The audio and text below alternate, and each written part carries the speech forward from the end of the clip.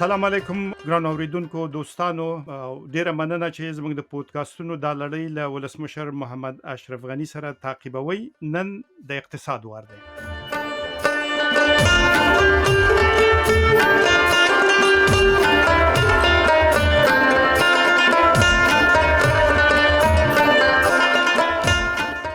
استاد بیا درته هرکلی وایم، ستړي مشئ. اقتصاد موضوع خو ستاسې د طبع موضوع ده، نو فکر کوم درته ډیره به په زړه پورې وي. بسم الله الرحمن الرحیم. ډیره مننه. موضوع هم زړه پورې ده او هم د ژوندون د اساساتو نه ده، او وخت چې د ژوند لارې باندې غږیږو مجبور یو په اقتصاد باندې مو غږیږو، او ډیره به پرې وغږیږو ځکه چې د اقتصاد مختلفې برخې به په راتلونکو خپرونو کې ولرو. دلته بیا اساساتو او د اوسني حالت باندې تم شو. د افغانستان اقتصاد اټکل دا و د نړیوالو کارپوهانو او په خپل افغانستان کې هم د خلکو چې کېدای شي ډېر سخت ولویږي، هغسې ونه لوېده، یعنې اټکل هغسې رانغی، خو وده هم پکې نه برېښي. زما پوښتنه دا ده چې دا څه ډول اقتصاد دی ستاسې له نظره چې نړۍ سره نه دی نښتی؟ یوازې یوه ډېره کمه برخه بشري مرستې راځي، نور ورسره داسې نښلونه او پیوستون نه لري، خو بیا هم چلیږي.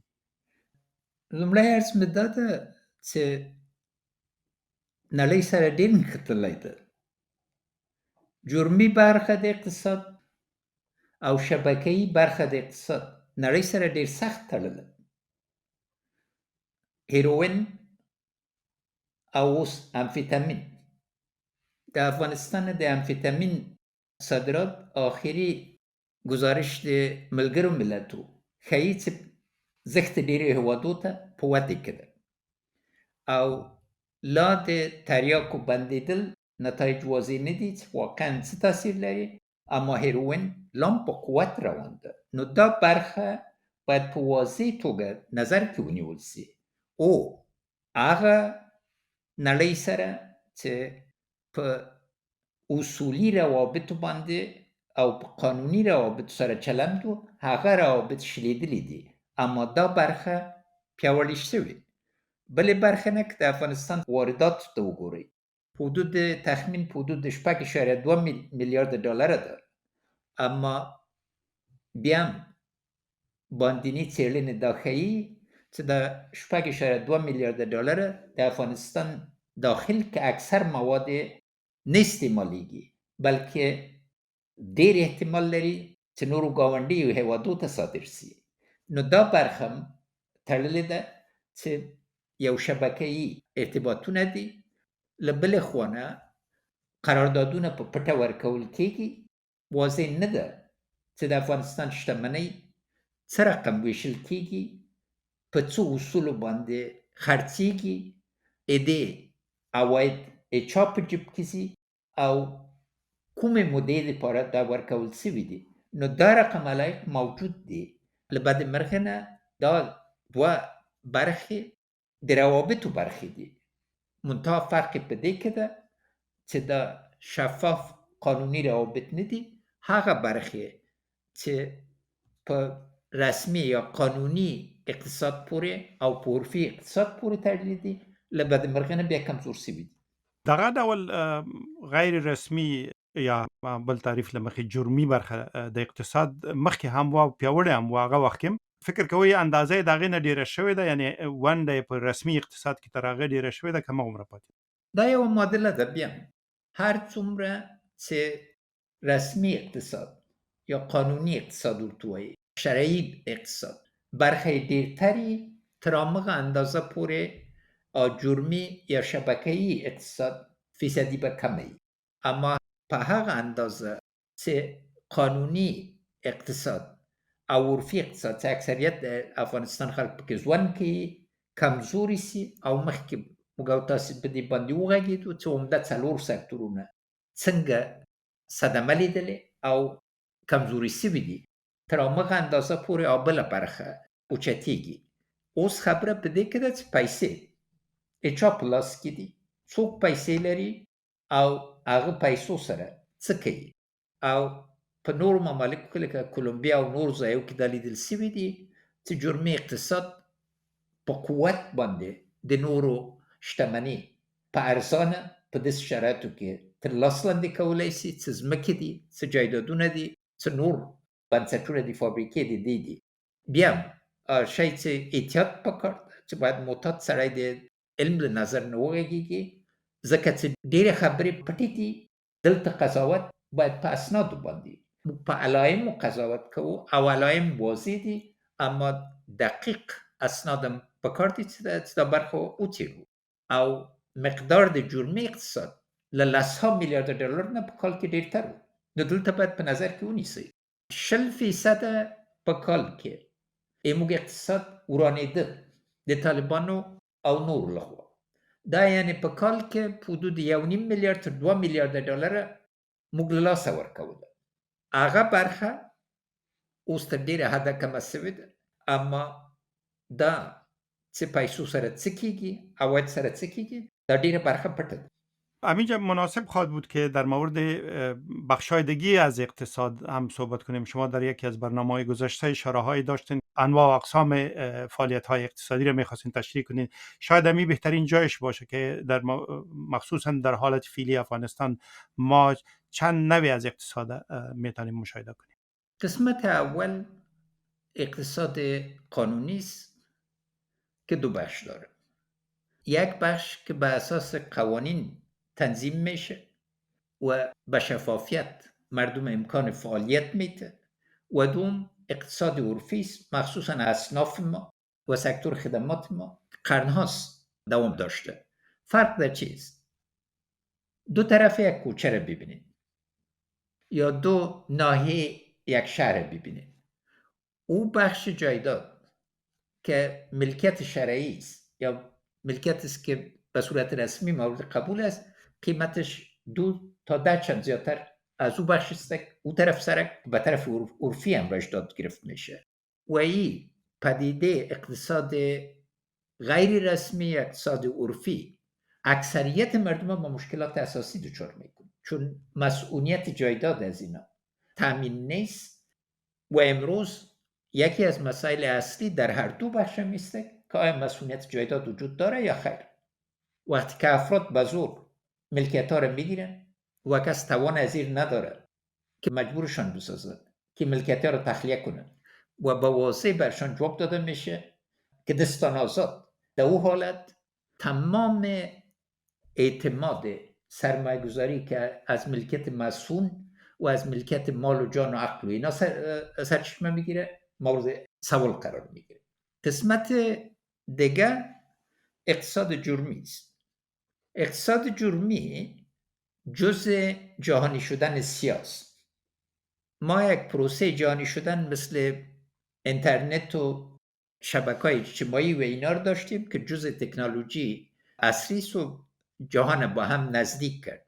مگر پهلوی از یکی از عمده‌ترین پدیدهایی که در 30 سال آخر خاصتاً بروز کرد، ایجاد شبکه‌های جرمی بین‌المللی بود و یکی از قوی ترین از اینا شبکه‌های مواد مخدر است.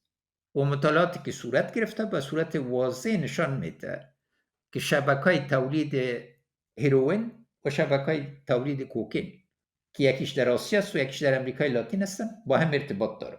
در عین حال یک قسمت زیاد پولی که از این و مرکز استعمال از این اروپا است، بانک‌های عمده اروپایی و غیره بدبختانه در این نقش داشتن. بنابراین یک اقتصاد است که قابل ملاحظه است و به صدها میلیارد دلار در این مطرح است. این اقتصاد بدبختانه نتایج بسیار وخیم داره. در تولید تریاک طور مثال دستمزدی که میدادن نهایت بالاتر از این بود که مارمدار از انگور یا گندم یا اینا میگرفته. مگر در این حال اعتیاد در بین اطفال، زنا و مردم متوجه شدید. افرادی که در این دست داشتن میگفتن مجبوریت است، اما میفهمیدن که مخالف شریعت است. این سرمایه در کجاست؟ کی از این سرمایه میلیاردر شده یا حداقل به دلار میلیونر شده و قیمت از این کی میپردازه؟ و امروز یکی از عواقب از این معلوم است. موضوع اعتیاد یکی از مشکلات جدی صحی و امنیتی کشور گردیده.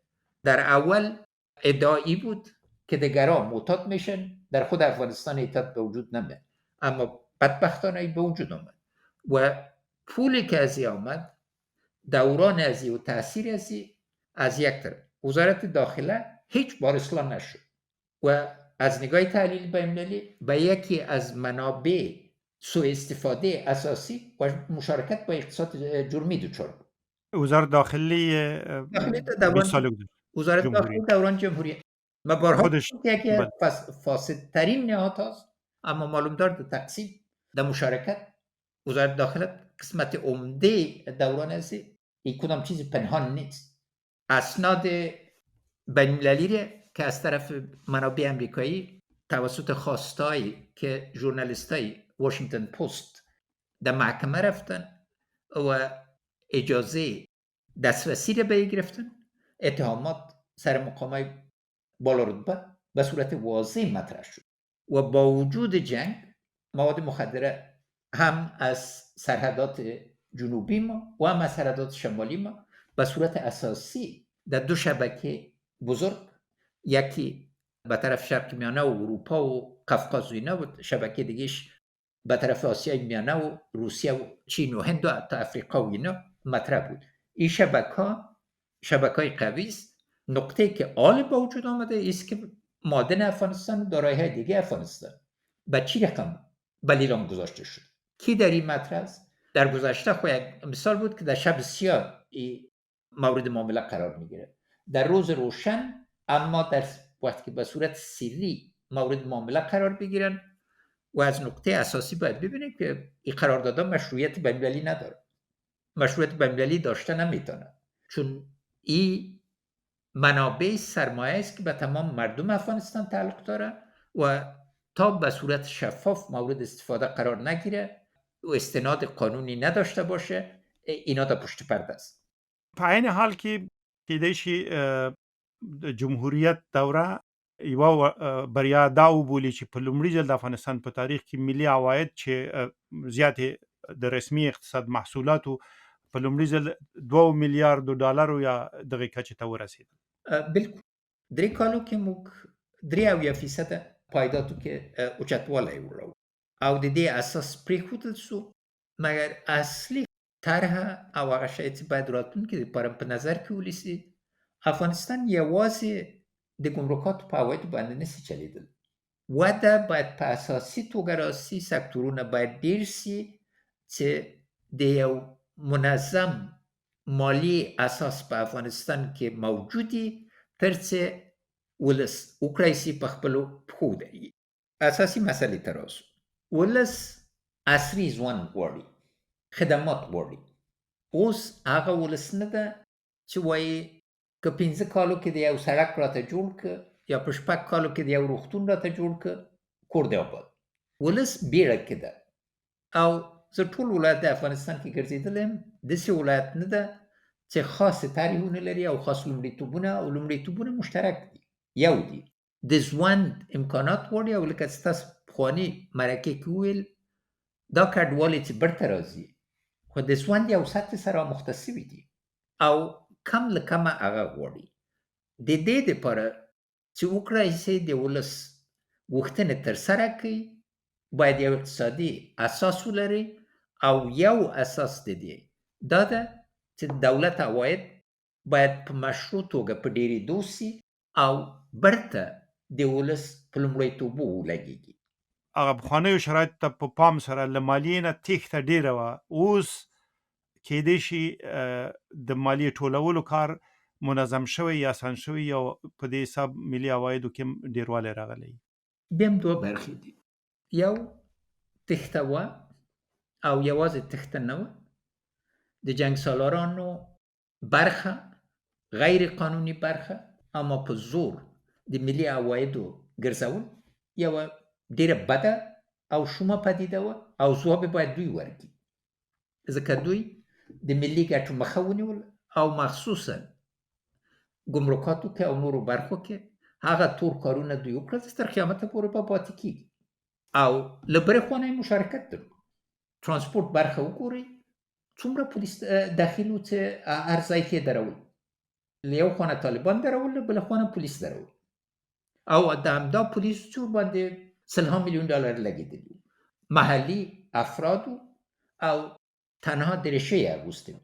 دا برخې باندې باید راست وو، د همدې دپاره ځکه چې زه غواړم چې واضح دا ونه وایو چې هر شی ګل و ګلزار وو چې بیا راسي په دې باندې. اوس یوه برخه په دې کې ده چې د ګمرکاتو مدیریت په لومړي قدم کې یو لاس سوی، اما ځینې عوامل اوس موجود دي چې ښیي چې مختلفې شبکې بیا هم په زور کې دي او ځینې افراد پیدا سوي دي چې وایي ورباندې زور یې دی چا نه رسېږي. د بین یعنې په همغه ډول د عوایدو یوه برخه ځان ته اخلي. په ابتدایي ډول ده، په هغه شدت نه ده، اما علایم واضح دي او دا علایم خطرناک دي. ځکه که دا علایم راسي او دا ووایي چې یا به موږ عواید خپل کوو، د خلکو جایداد خپل کوو، یا داعش ته ځو، دا نو بیا ټوله ادعا چې دوی امنیت راوړی دا په اوبو کېږي. اما علایم د دې ډېر واضح موجود دي او خلکو ورباندې خبر دي. متاسفانه خلکو ته وایي چې خوله مو وتړئ او خلکو ته که موقع ورکړل سي دې مخنیوی کېدی سي. دومه برخه په مالیې باندې وه. د مالیې نه عواید ټول بین المللي څېړنې ښیي کم سوي دي، ډېر سوي نه دي.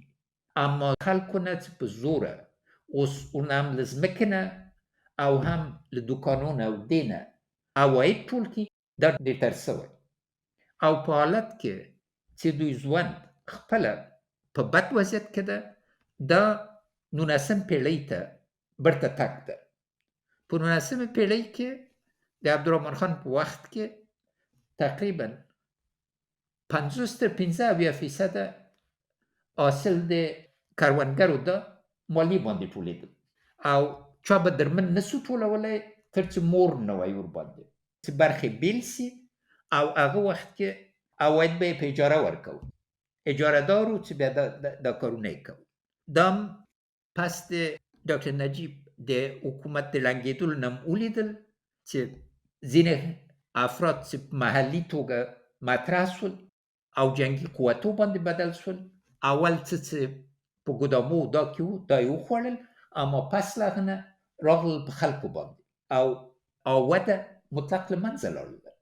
دا دواړه حالتونه شبیه دي فکر کوئ؟ اوس فعلا شبیه نه دي، اما خطر ته یې وایم که دا بیا په قوتو باندې بدل سي او فشار له حده ډېر سي په خلکو باندې.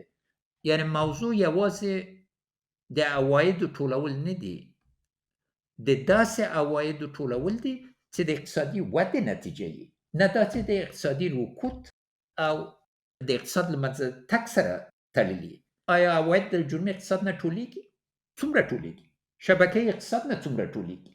دلته پوښتنې باید په واضح توګه مطرح سي. چا په دومره لسیزو کې څه ټول کړي دي له هلمنده او له هر لارې نه؟ ولې د شریعت کې اساس نه درلود؟ اوس که له هیروین نه افغانستان بدلېږي د امفیتامین د صادراتو په مرکز کې، دا چا په جیب کې ځي او نتایج دې ولس ته څه دي؟ پټې پیسې موجودې دي. د همدې دپاره د ډالر قیمت ټیټ سو.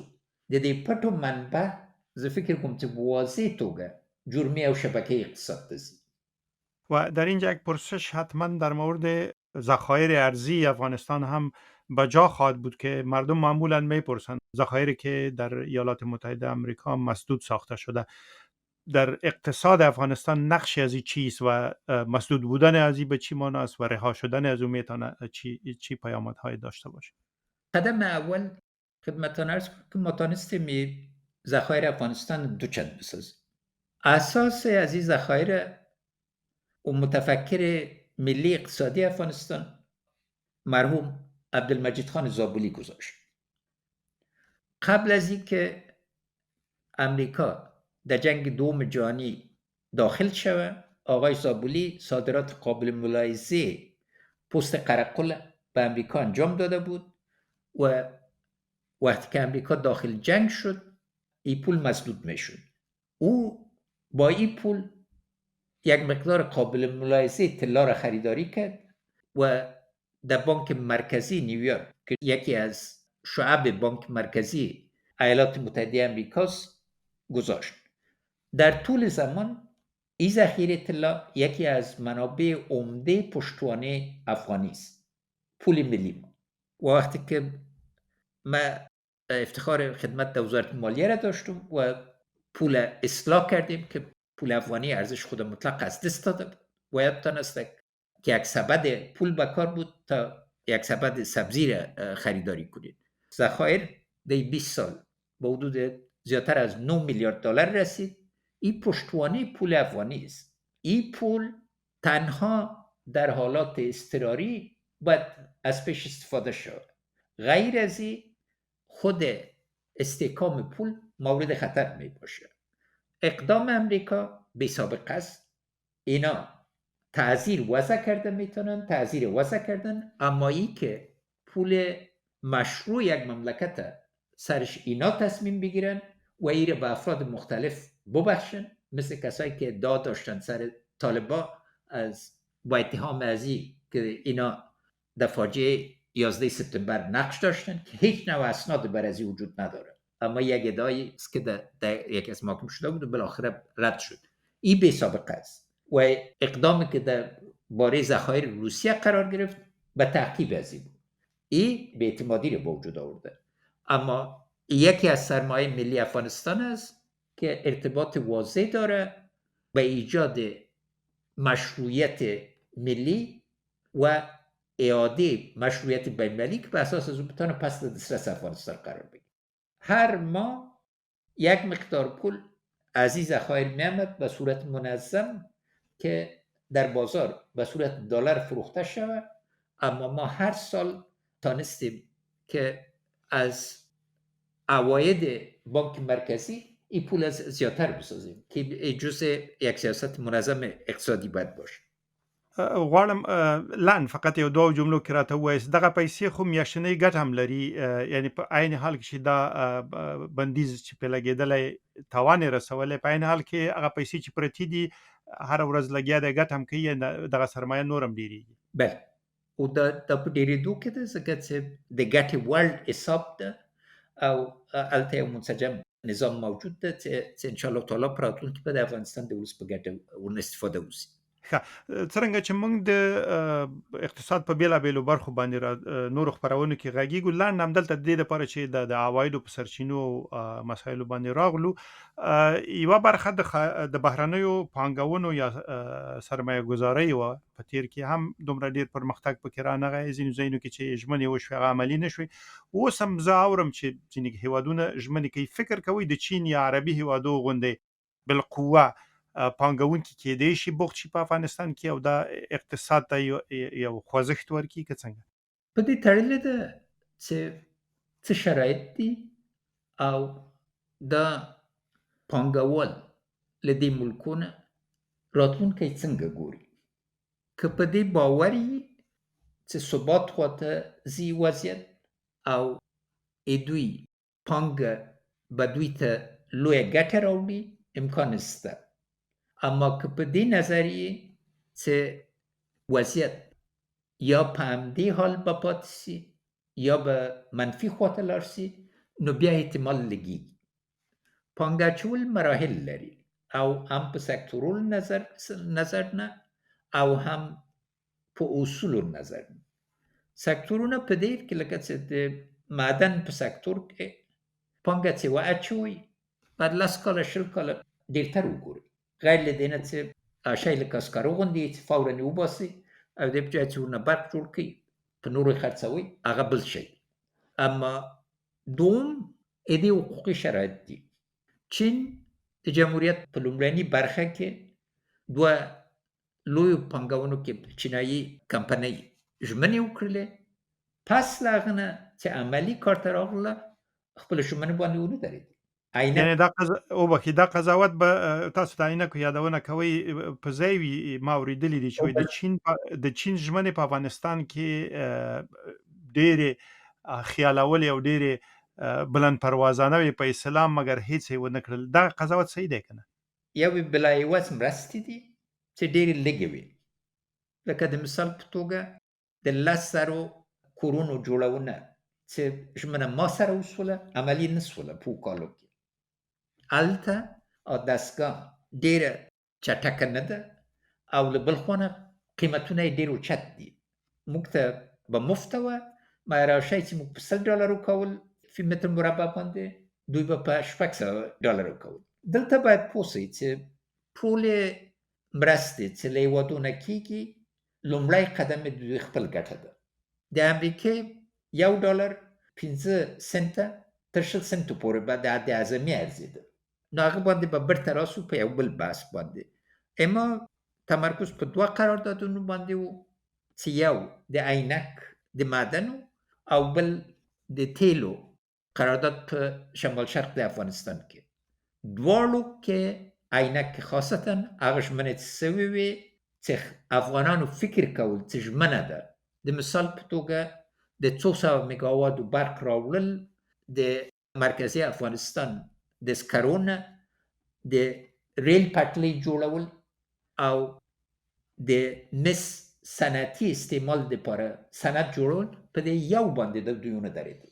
بل دوی ژمنه کړې وه چې یوه ډېره لویه فیصدي به ورکړي د دې دولت ته، او په مجرد قرارداد یې واخیسته، پس هغه نه راغلي وو چې دا امکانات نسته. او جنجال په دې کې و چې دوی غوښتل چې هم څېړنه دوی وکړي او هم فیصله دوی وکړي.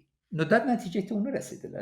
دا قرارداد په اساس باندې نه و، ځکه چې حقوقي ظرفیت په هغه دوران کې په واضح توګه موجود نه و. دا قرارداد تیر سوی و، بې له دې نه چې ټول ابعاد یې وسنجول سي. دا برخه ده چې باید وبخښئ، دا له تاسې نه مخکې تېر شوی و، تاسې نه دی کړی. تیر سوی و. زه هغه دوره کې و چې زه حکومت کې نه وم. ښه، او ولې بیا ستاسې اوازې وي چې غواړئ لغوه یې کړئ؟ ولې لغوه نه شو؟ ځکه چې هر شی چې لغوه کوئ جناب جنبش صاحب حقوقي مراحل په کار لري، او په عین حال کې د تصمیم بندۍ مناسبات مطرح دي.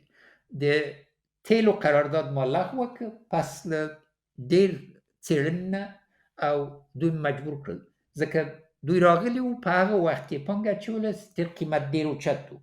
پس له هغه نه د تیل قیمت ټیټ شو او دوی نه غوښتل. له بلې خوا نه واضح توګه ده چې یو چینایي شرکت له بل چینایي شرکت نه فرق لري، او فساد په چین کې یوه لویه ستونزه ده. د ولسمشر ژي جینګ پینګ یوه ډېره اساسي فیصله په دې اوسني وضعیت کې دا ده چې دا فساد د خصوصي سکتور کم کړي. قراردادونو کې دوی بریالي نه وو. له بلې خوا نه که پانګه اچولې باندې راځي، پاکستان ته وګورئ، په حدود $25 میلیارد یا څه ډېرتر له چینه پوروړی ده. آیا پاکستان وده وکړه؟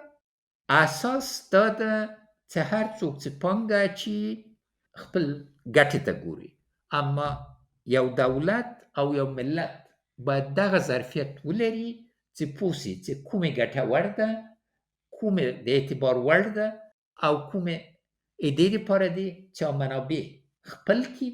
یو حالت دا ده چې یو قرارداد چې ورکول کېږي، برته ډېر ممالک مجبور سوي دي چې قرارداد برته له دوی نه واخلي، ځکه ځینې شرکتونو ټول کار په همدې کې ده چې یو قرارداد درنه واخلي او پس له هغه نه تا پانګه عاطله کړي تر څو ته مجبور سې چې دوی ته پیسې ورکړي.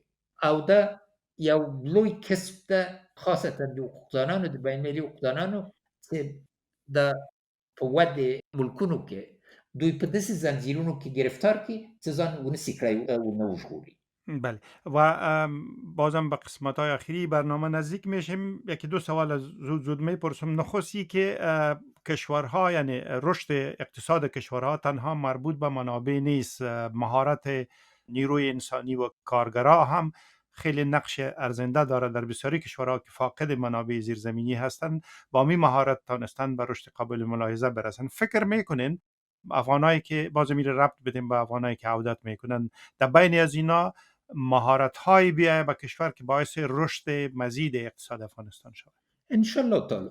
نقطه اول ایجاد یک اجماع لازمی سر انکشاف است. بین مدیریت، توانایی مدیریتی و شهادتنامه باید فرق قائل شوید. ما با تمام احترام با همکارم دارم و نهادهای تحصیلات عالی که قسمت زیاد عمر مدام مصرف کردیم، با دست آوردن یک ماستری موجب ایجاد یک مدیر خوب نمیشه.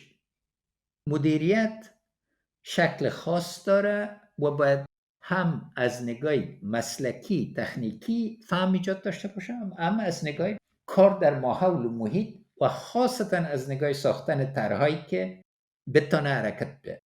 دو شخصیت امارات متحده عربی رو ببینید، شیخ زاید ابوظبی و پدر شیخ محمد دبی. اینا واقعا کشورهای خود به سر پای استاد کرد، اما این نبود که تحصیلات عالی داشته.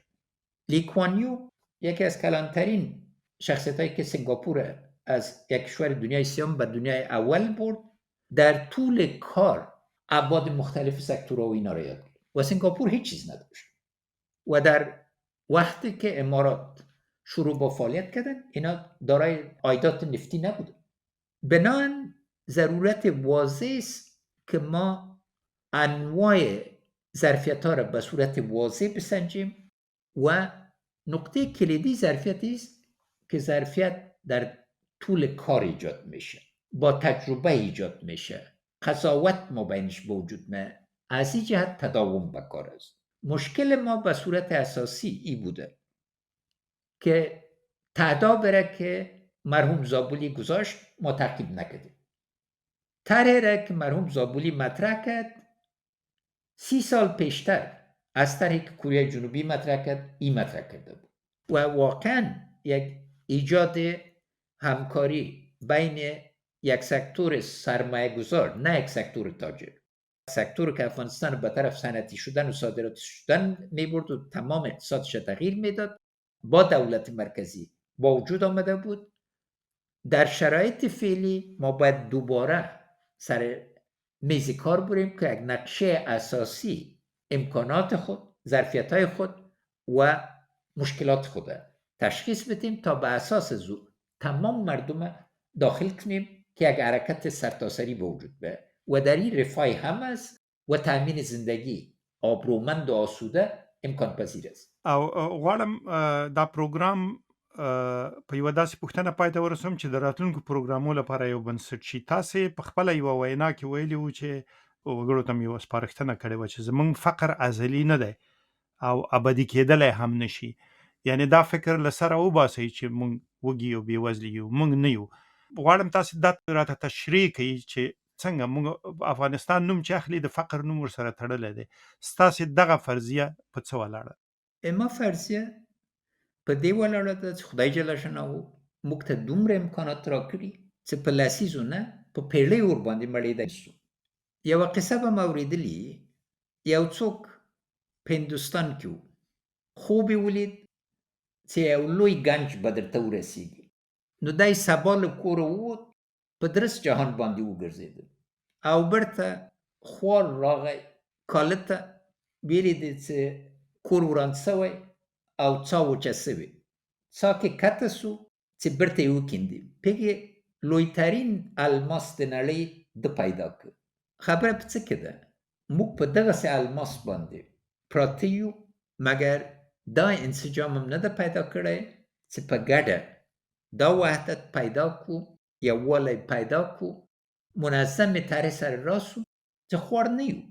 هر بود د افغانستان چې انشاءالله تعالی تاسو په راتلونکي ورباندې وغږیږئ د یو بډای ولس، نه د افراط و تفریط یو ولس، د مطلق افراط و تفریط ولس، بلکې د یو هېواد کې چې هوساینه عامه او منځ کې نورم په خپل د مټ په لاس باندې څه ګټي او ډېرتر پیدا کوي، دا امکانات شته او زه دې باندې یقین لرم چې انشاءالله تعالی کیدونکې ده او د کېدو لارې باندې به انشاءالله تعالی موږ او تاسو په راتلونکي وغږیږو.